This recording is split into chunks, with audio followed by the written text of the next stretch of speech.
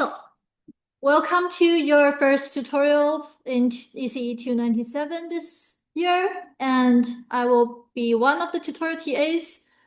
I cannot guarantee that your tutorial TA will not change because throughout the term we might make some other adjustments like combining the two tutorials that are happening at the same time into one room so we can save some TA efforts for other stuff. So yeah, that depends on the attendance rate of these tutorials. So I think your instructor should be already introducing this course in your lectures. So this is a design course. You will be working in groups of 3. So the first 2 weeks will be milestone 0. You will be working individually on milestone 0, where you're just familiarizing with your tools, and you will need to present to one of the TAs in your practical. So yeah, one demo for the first 2 weeks, individual. And then after that, you will need to form into groups. So that's what you will need to think about from now. So you will need to find your 2 teammates that you can work properly with. So this is a special course where you will need to work in groups of 3, and there will be problems that are not emerging for groups of 2, but emerges for groups of 3. So really make sure you are picking the right teammates. And I'm just warning you. So if there are any uneven distribution of workloads, really try to solve it at the beginning rather than at the end, because towards the end, you will be really stressful if someone is not working properly with you. So in the first 2 milestones, we will have some ways of finding a solution for you, but in group milestone 3 and 4, it will be too late. So really identify your problems at the beginning and try to solve them. This is a really early warning for you because, yeah, from experience, that's what usually happens for groups that are not working properly together. But if you are working fine together, then yeah, that will be great. You will create a really great project in this course with enough dedications. And the structure of this course is like this. You will be working as if you are working in industry. So you will have a technical supervisor called your TA. You will be meeting with your TA with an update of what happened the last week. So you're expected to have some progress each week, and you will need to update that progress to your TA, and your TA will help you with any problems you might have. So your TA is there to help you. The evaluation is just a small portion of your TA's job, so bother your TA. And you will have the client or your big boss who's giving you money, and that's called your CI. And that's where all of the communication tasks comes from. And your TA and your CI will work separately. The only communication portion your TA will see is your final presentation. Is that good? Yeah. That's our course's overall structure. You will have to work with both your TA and CI at the same time because the mark distribution is equal among those 2. And yeah, I guess I'll get started with our first tutorial. So in the first tutorial, I will be introducing how to write C++ code that are reusable, or how to reuse the code other people wrote. And I'll start with C++ templates. What are templates? If you have ever made a resume for yourself, you probably downloaded a Microsoft Word template from the internet. You open the template, fill in your name, your experience, your education, your skills, your everything else, and the template becomes your resume. And one template can be reused by multiple people without being modified. So today we're going to cover what C++ templates are, which functions similarly as a template, as a resume template. And we'll cover what are function templates, what are class templates, and when should I write a C++ function class template. And the second portion of this tutorial, which is not in here, is about the STL, C++ STL. So, templates in C++ allows us to write generic programming, and that's a definition as a way to write code once that works for multiple data types, like float, integer, char, string, custom classes, and this allows for flexible reuse of code that was previously written by someone else and tested by someone else. We can template functions, classes, and some other stuff too that are not covered in this course, and you can read more about in the textbook. But we're covering enough to get you started, so don't worry. Function templates. Let's start with a really simple function example of swap. So for swap, we are taking in two values A and B by reference. In this case, we're doing integer reference, and we are doing a swap by making a temporary variable. We assign A into the temporary variable, we assign B to A, we assign temp to B. And because it's passed by reference, we swapped the value at A and B. And we do the same thing for doubles. And just a side note here, whether we put a space here or here doesn't matter to us. But if you put a space here and another one here, it does matter. So which type of coding style you choose doesn't matter to us, but if it's not consistent, then your TA will deduct marks. That's valid for all of the coding style problems throughout all of your milestones. Your TA will be checking your coding style every milestone. So in your group, just define one universal coding style like this, and everyone should follow this. Okay. Let's get back to the problem. We have two functions, both are named swap. We have them both doing the same thing. The only difference is integer versus double. Now let's get a show of hand. How many of you think this will compile? I should see all hands up. And can anyone tell me why?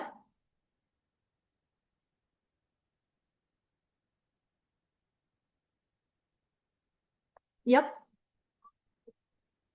Yeah, because the function headers are different, and that's because of the parameter list are different. So this is called function overloading. In this case, this function will be defined twice for different types. What if we want to implement swap for all types? The first option, the naive one, is to do what we just did by writing a function for each type. The positive is we constrain the function to only support the types you want. You don't want people to throw in random types that you don't want. But the negative are if we need to add a new type, you will need to write a new swap function, and that means copy pasting, copy pasting, copy pasting. And if you need to change what's a bug inside the swap function, then you'll need to change all of the functions, and that will cause problems. We strongly not recommend repeating code. So if there is any copy pasting of code that might change in the future, that's a bad coding style. So what we want is we want to write a template where the type can change based on usage. We want to only write the function once, and this should support all types that will compile. The negative is it will get longer compile times, but it doesn't matter usually in software development because that's part of the development stage, not the user stage. Here is the syntax for writing a function template. The first line, keyword template, tells the compiler that we are using templates. The compiler will look inside this triangle brackets for the type name keyword, and after the type name keyword is the actual type name. Compiler will search for this name inside this function and replace it with whatever type it's using at that point. So it's a simple search and replace by the compiler.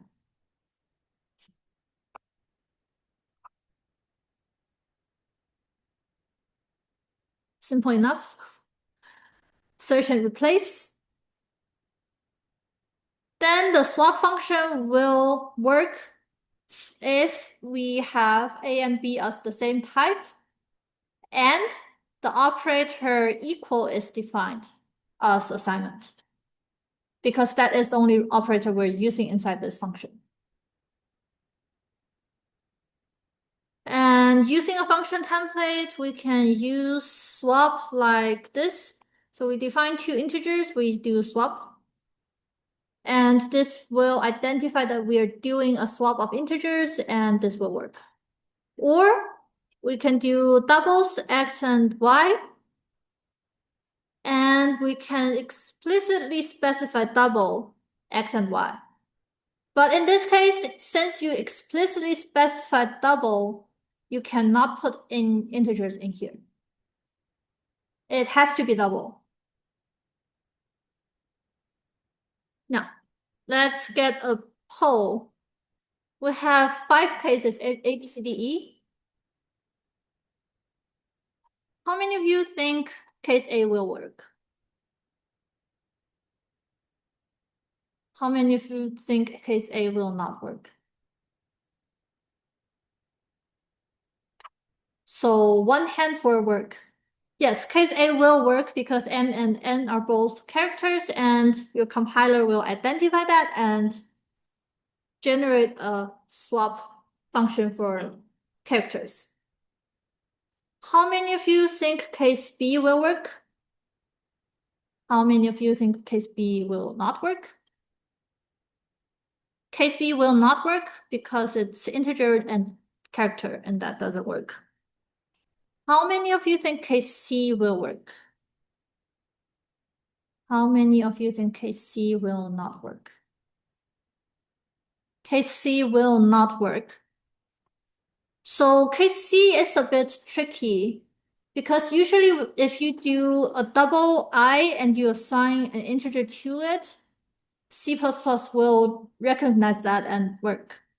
But in this case, for templated functions, it will not do this auto casting of integer to double, even if it makes sense.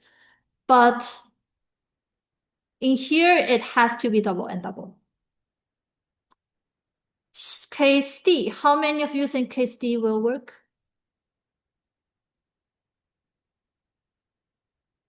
How many of you think case D will not work? Case D will work because it's integer and integer and integer. Case E, how many of you think case E will work? How many thinks it will not work? It will not work because it's char and doubles.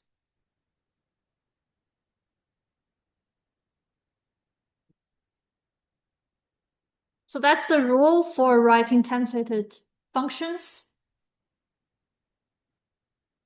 And let's get some hands-on activities. So implement a templated minimum function.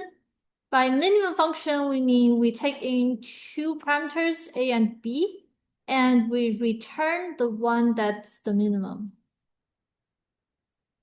So we return in the same type. Let's go to this URL and let's complete the code under exercise 1.h.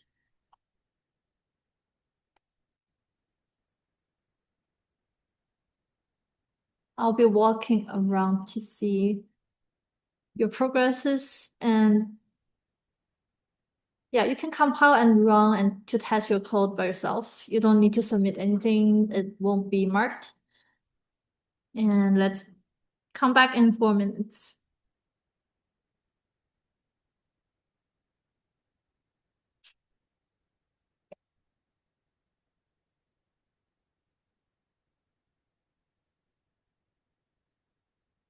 You won't use 4 minutes.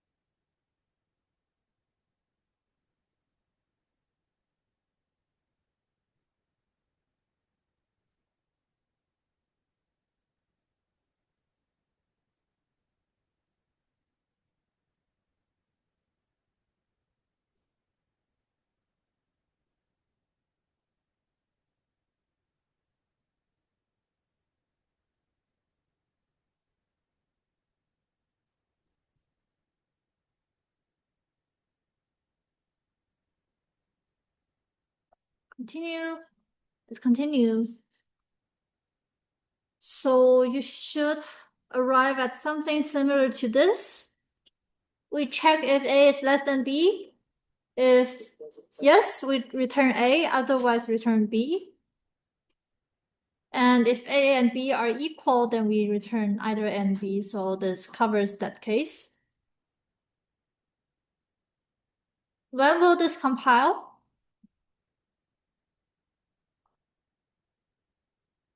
So the first constraint for it to compile is exactly one type should be used. If A and B are of different types, this will not work. So A and B must be the same type. And then we require operator less than to be defined because we're doing comparisons. So operator less than is the only operator used in this case. So we will need operator less than to be defined.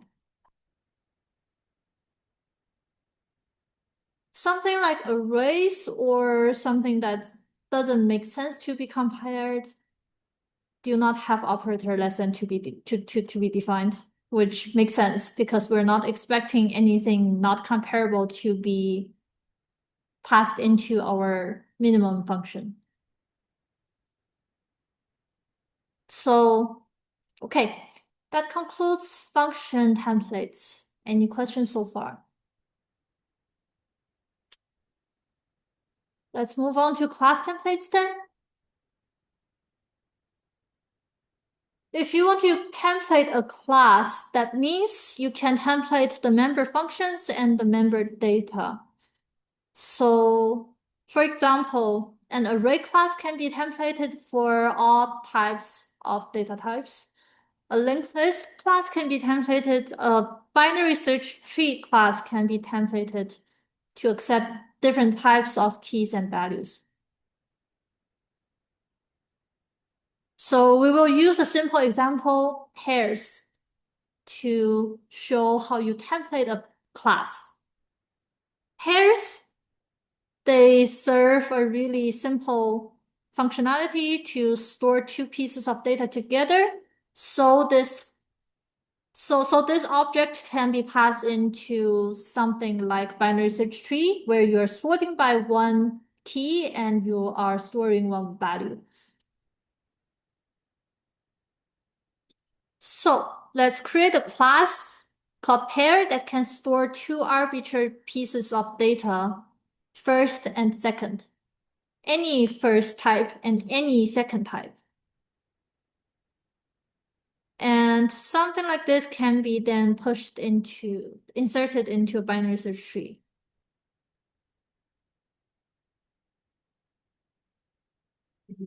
Two members, first and second, and they can be of different types.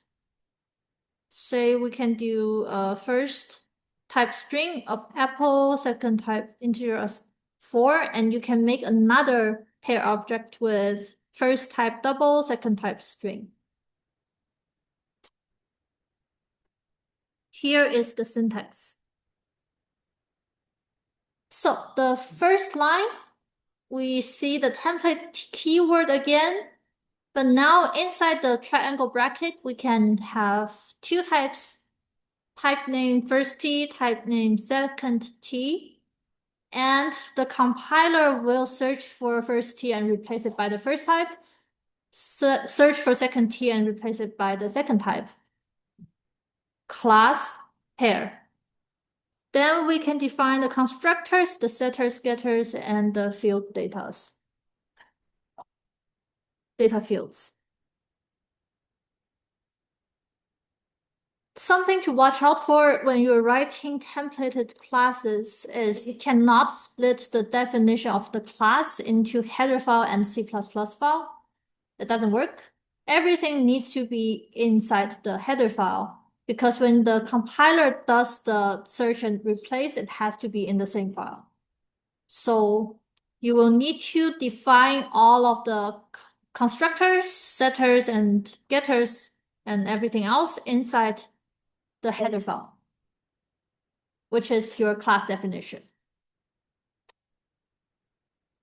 When you're using the class pair, you can do it like this. So pair is a class name. Then inside the brackets, you have your two types. First type, second type. And then it will call the constructor defined here. So your first type integer is a 1, second type float is a 2.5. 2.5f means casting this into a float. Without the f, it's a double. So string, double, similar usage, and you can use this setter for your exam object. So basically the same thing as writing a class, but in this case, you can allow the programmer to define the types of the class. So yeah. And after the compiler compiles this will be static. Like the compiler will generate two pair classes of these different types. You just have to type it out once and you can reuse it. Good. Let's move on to our first demo.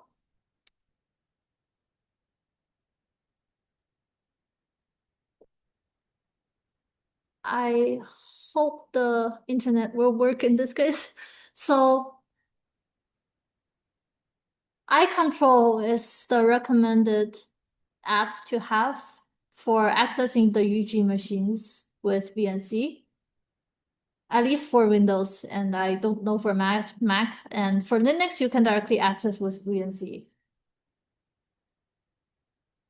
So iControl will allow you to see all of the machine weights, and you can choose the machine weight with zero load.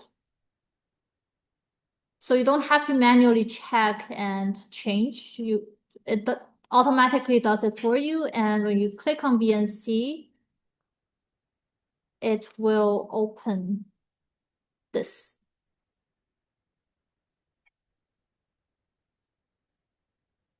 Okay, I'm in the wrong directory again.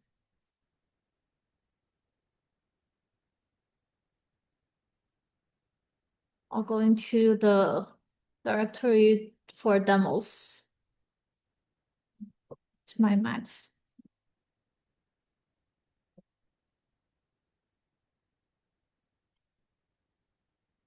So the appropriate way of opening VS Code in the UG machine is always you'll need to go into Applications, System Tools, open up a terminal,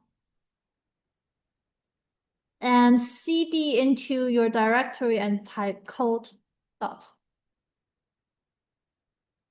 In the past years, we've had students go into applications and they find VS Code and open it there. And they will ask the TA why is something not working. Then that's because the VS Code they opened are not the right version. So always go into terminal, cd into your directory and type code dot. That's the right version of VS Code that will work. So let's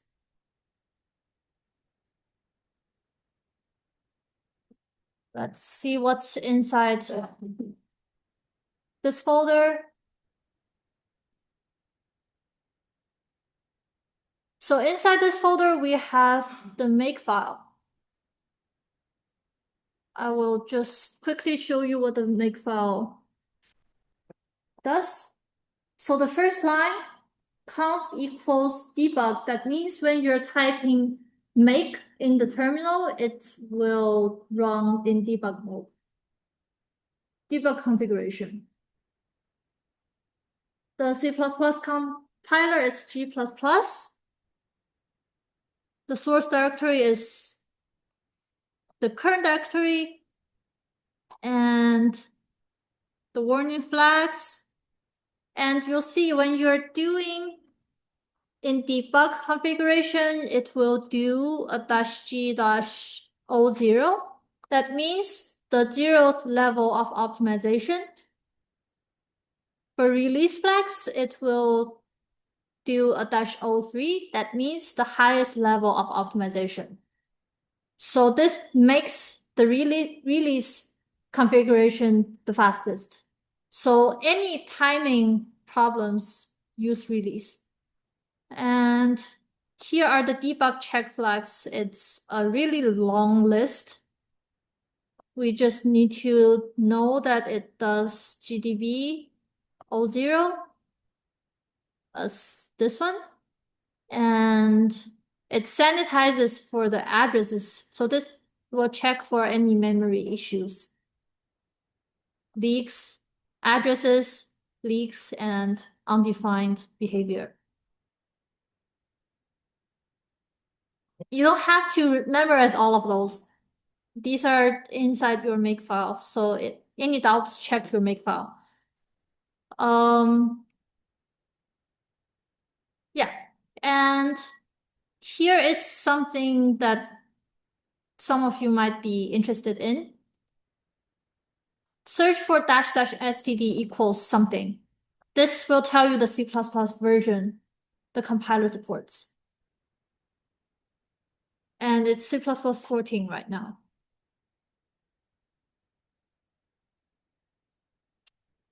Okay, and yeah, I guess everything else is not too important. The exe here is the executable name. That's after the -o command. So let me go into the terminal so it's easier to see. If I do make, it will call this command. That's the compile command. And it will generate the executable mymax. But in this case, it's not compiling. Let's see the actual code to see what's not compiling. So we have a templated function called max with type name t, a and b, and we're calling my max. But what is not compiling? Let's go into the compile errors. So don't be freaked out of the number of compile messages. Always go to the first one. The first one always has the most information. So the first one, it's in mymax.cpp line 17. So we can go to mymax.cpp line 17. It's double D equals max x2. X is a double. And the error says no matching function for call to max double an integer. So for some reason, it's not recognizing 2 as a double. It's recognizing 2 as integer. And that makes sense because 2 is an integer. So how do we change it?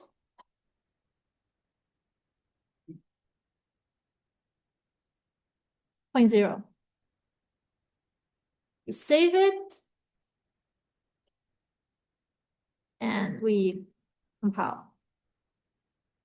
We can do my max.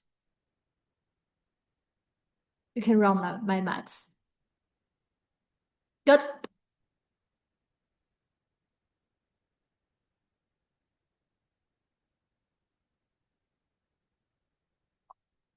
Simple tips for writing templates. The first tip is to not write any templates. It's going to be really error prone and it can be really complex for beginners to solve. But you can use templates that are written and tested by other people inside the standard template library. If you do end up writing templates, make sure you write the code for one type first, make sure it works, and then make it into a template and test again with different types. This flow will avoid a lot of errors. So, but in this course, you won't need to write any template code. You will need to use template codes from the standard template library. And that's our second portion.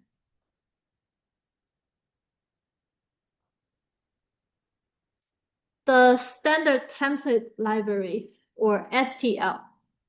This is your friend for writing any C++ projects.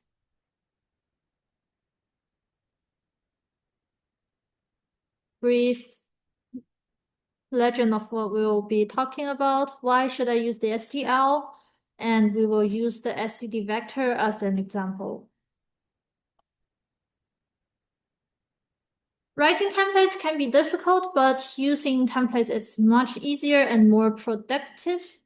If you use the STL, you won't need to write any sort functions. You won't need to write any binary search trees. You won't need to write any pairs or anything that's too fundamental inside the STL.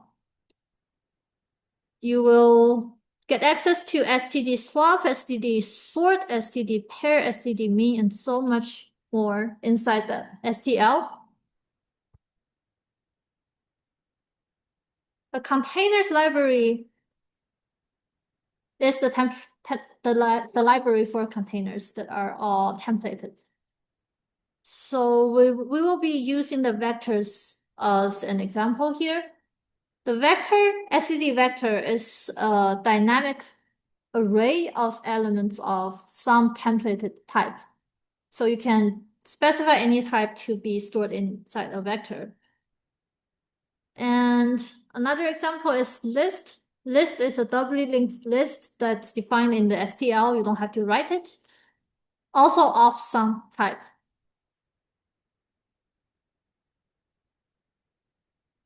Why do we want to use std vector? Let's say if we want to read integers from the user into an array until the end of file, and your programs detect end of files as Control+D. So then do some work on the array. Before the user enters end of file, you will not know how many integers you will need to read. So that's why you will need something that grows in size. Arrays are always fixed length. So we need something that can grow in size and that's easier to maintain. We don't have to worry about having to allocate and deallocate memories. One solution is linked list. You can add as many values after the linked list as you want, but accessing an element requires ON because you have to go from either the head or the tail and search for the element. So the better solution is an array that can grow dynamically, which in STL is the vector container. And it supports random access of any elements because it's fundamentally an array. So accessing means just go into that address and adding an offset and access the memory there. Okay, member functions of vector. If you search for std vector, these will all appear on the website. So you can access the elements using operator square brackets, the same syntax as C-style array. You can insert new elements into the end of the vector called pushback. We can modify existing elements using the square bracket. Operator, we can ask for the number of elements stored inside this vector using size. So the syntax to accept integer inputs into a vector. So we make a function called getIntegers. It returns a vector of integers. Let's see, this is a templated vector with integer types. And the parameter list is the input stream, reference stream. So at the beginning, we create an empty vector object of integers. And in order to use the vectors, you have to include the vector header. Just say the same for all other containers in the STL, you'll have to include the respective header. And then we can just do stream into value. This operator will return a false when it's either end of the file or it reads something that's not of the correct type. So we will assume that the values we're taking in are all integers, and we assume this will only return false when it's end of file. And then we push back the value into the vector. At the end, we return the field vector integers. Push back. And let's do a small hands-on activity again. So assume we already have the getIntegers function implemented, and we use a for loop to print out each element in the vector using the operators square brackets and sides. Let's complete exercise 2.h.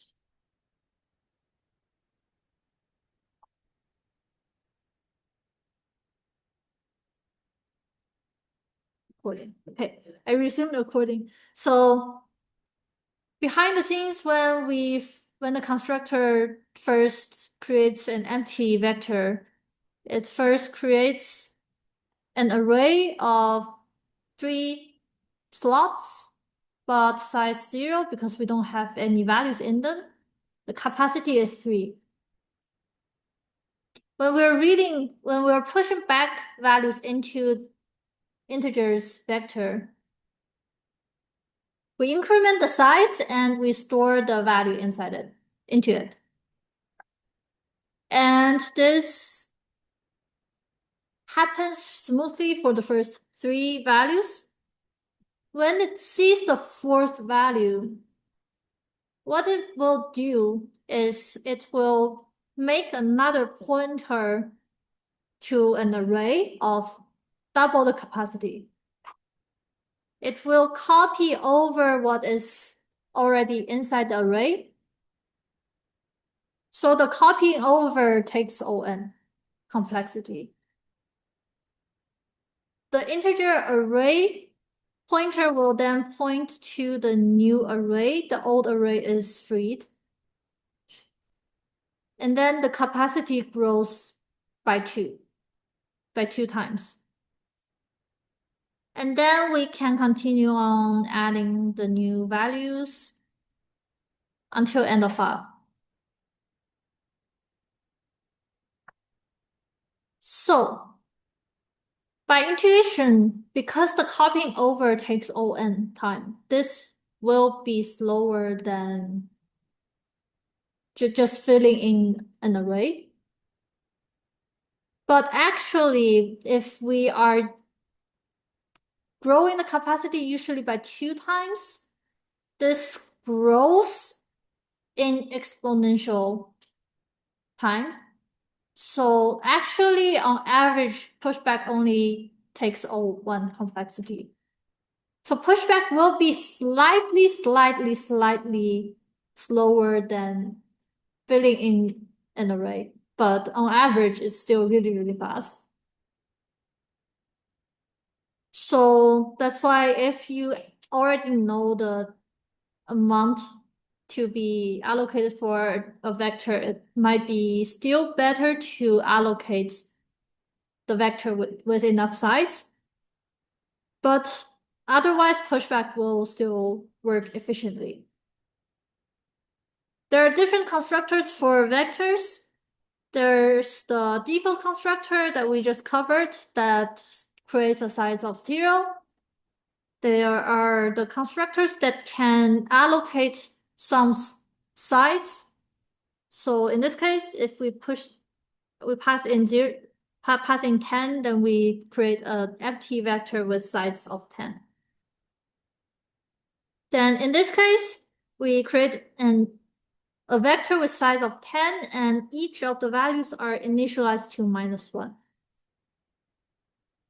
So take advantage of all of the different constructors and use them in your specific case.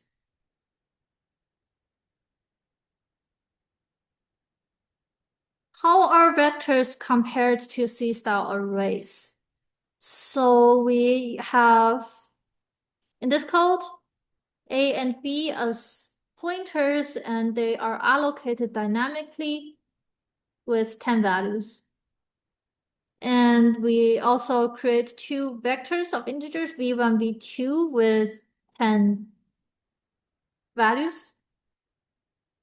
We can access the elements the same way.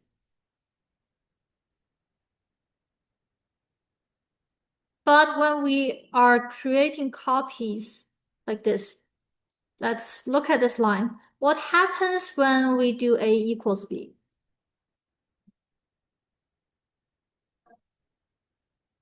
It's a shallow copy. So we copy the pointer address in B into A. And in this case, whatever A was pointing to before has a risk of being memory leaked because nothing is deleting it. Then what happens when we do v1 equals v2? This is handled entirely by STL. So what this does is the deep copying of v2's elements into v1. So you will still have two vectors. They are separate, but now they have the same values. And in the end, because you newt the A and B, you will need to delete the A and B's. Do we need to delete v1, v2?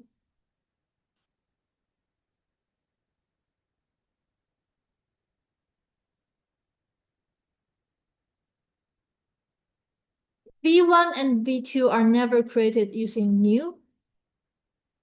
They are not pointers and they have their own destructors. They handle their memories themselves. It will clean up after itself. So that's the reason we want to use vectors, because it will clean up after itself. Let the STL manage memory for you to save all of the efforts. Something to watch out for when you're using vectors. So the operator square brackets are really convenient to use, but they do not check for bounds. So if you use something like this, v1 was originally size 0. When you push back one value, it's size 1.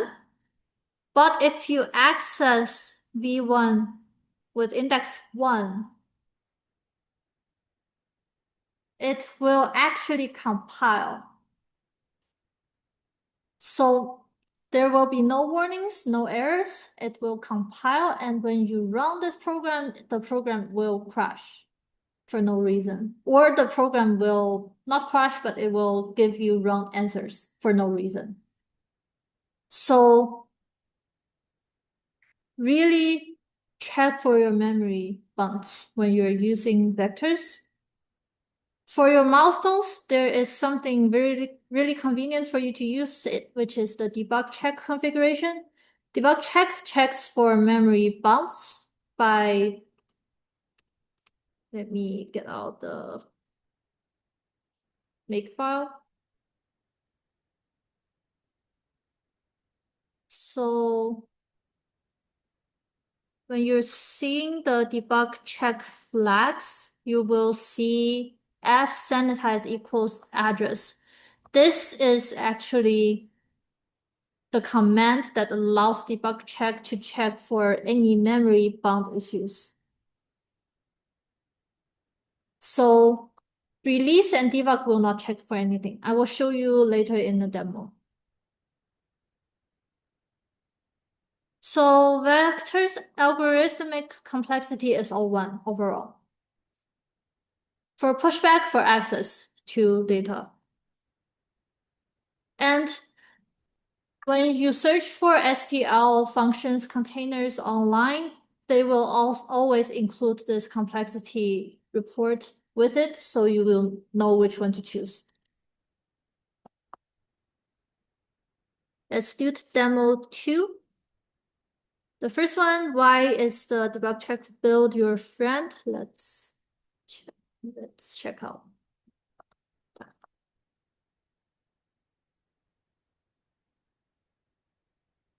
That's VS Code.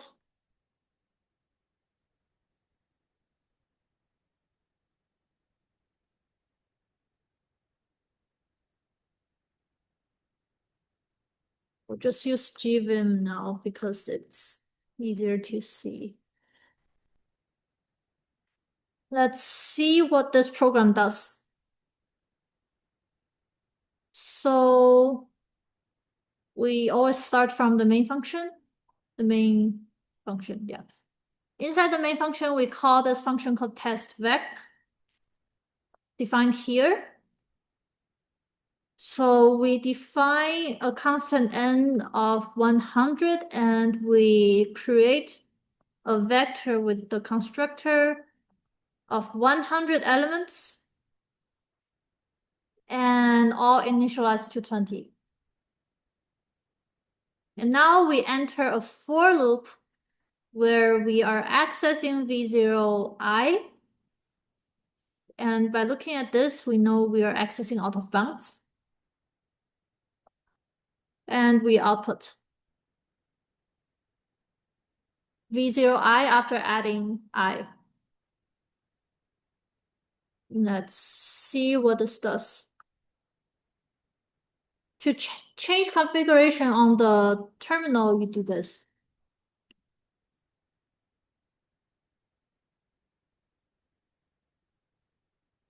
-03 means we're compiling with release configuration. And the -o vec bat, let's do bat.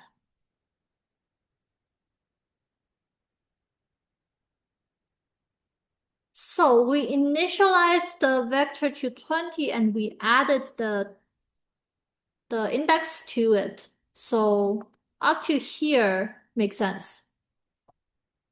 Starting from here, we start seeing some garbage values.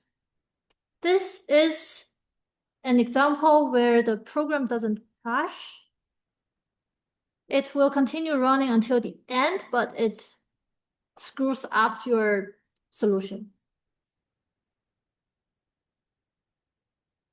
And let's see whether debug will tell us what is. Without make clean, it will just say nothing to be done for all. So we have to do make clean before changing configurations. So we see -0, that means we changed the configuration. And let's run it again.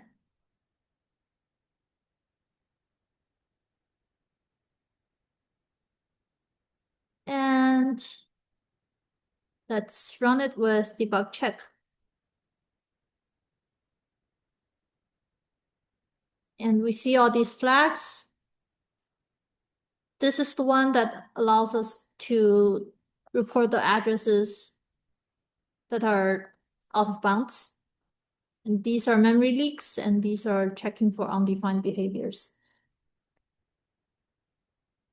These are automatically configured in your make files. You just need to run this configuration.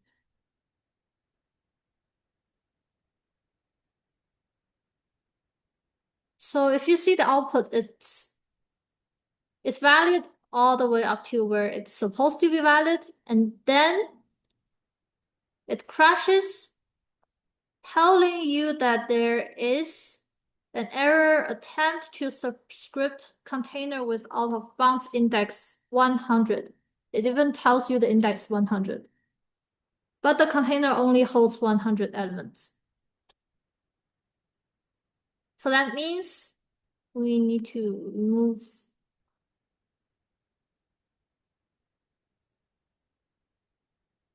Let's do it again.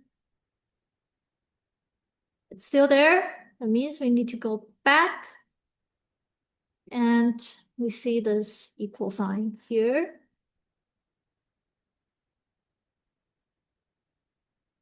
Compile again, run again, and it's done.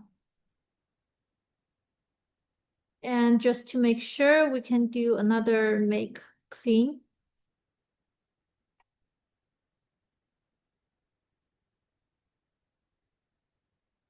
And in case you're not familiar with Linux, I'm using the up arrow to look for the history of commands. And we want to do release.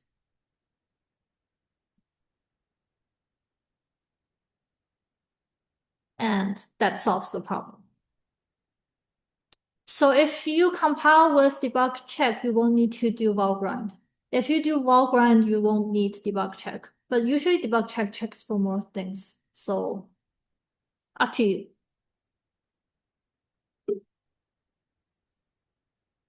And now speed. Let's consider how much do the compiler optimizations impact runtime.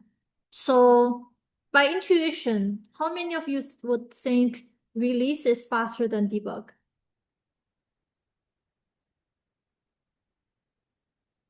How many of you would think debug is faster than release? I don't want to see a single hand here. So release is faster than debug. And because we're scientists, so we're going to actually see it going.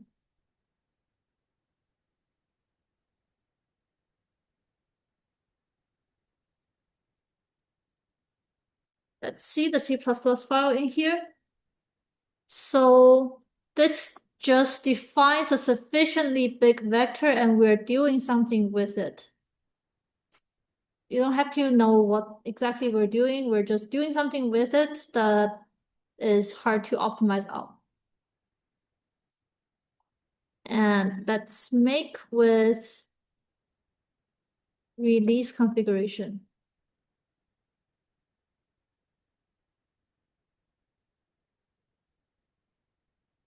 And I want to time it.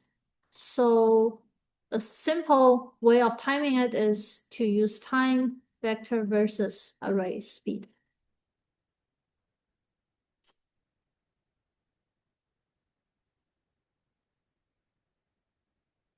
I'll tell you how to interpret this. So the first value followed by a U is the amount of time spent in user time by the program itself. This time followed by S is the amount of time spent in the system time by the operating system. The actual wall clock time that we are actually carrying is this one. This means 0.46 seconds. This is the actual amount of time passed in reality. That's the time for release. Let's try a make clean. Then make configuration debug.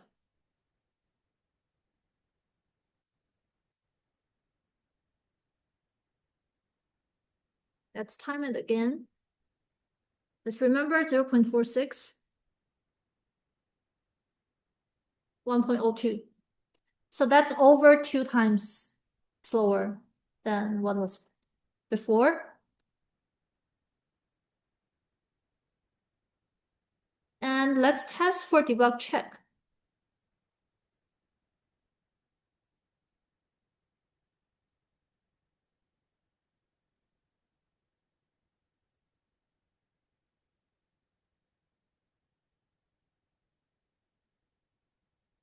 Six 6.78. Look how slow that is. So that's why we don't recommend using debug check for your ordinary debugging and programming. Just use it to check whether there is any problems in the address in your memory.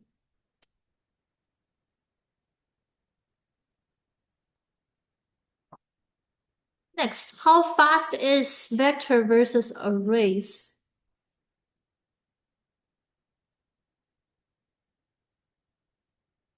We have actually talked about that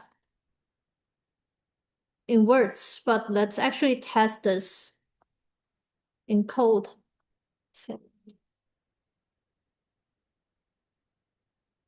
So in here, we used vector double here, and let's comment that out. And let's use arrays.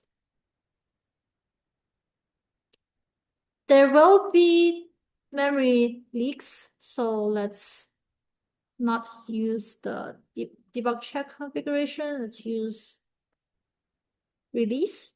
And we remember release was 0.4647.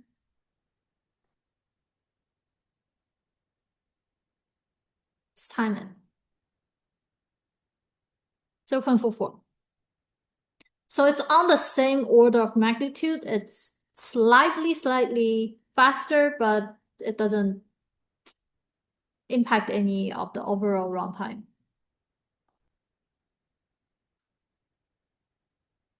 Last one, how fast is Python versus C++? How many of you would think C++ is faster? I want to see all hands up for this question. And let's do the experiment. So we have this .python file here that does exactly the same thing. And we put them side by side. Look how short the Python code is. Python is really simple to set up, very simple to write. But if we want to time it back versus array speed of Python,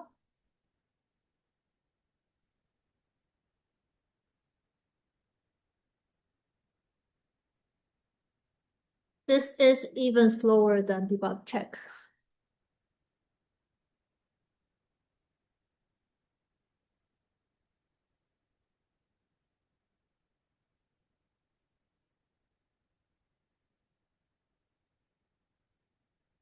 (23.57).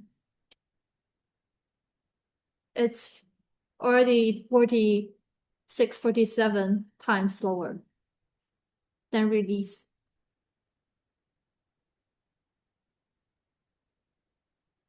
Did I do the math correct? Yeah. So, yeah, the last slide, learning more about C++ and the SDL, we have the textbook and we have online resources. I would recommend online resources because you will find all that you need in here. And that concludes today's tutorial. And thank you for coming, and I am open for questions.